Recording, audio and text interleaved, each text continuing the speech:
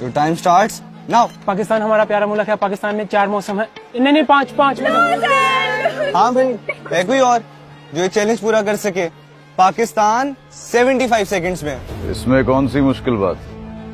बाबा जी 75 seconds में तो आपकी सिर्फ खांसी रुकनी है। मैं भी 75 का हूँ और पाकिस्तान भी। स्टॉप वॉच रीसेट करो। Okay, watch this one.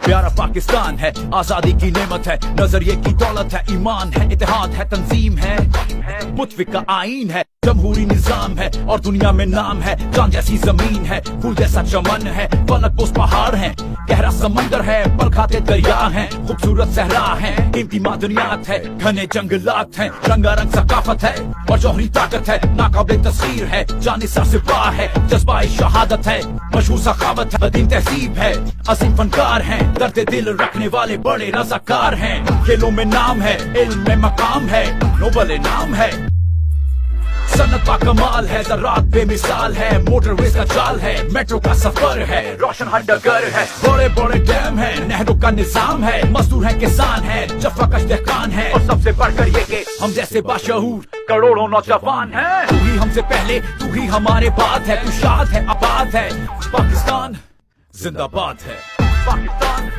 जिंदाबाद है।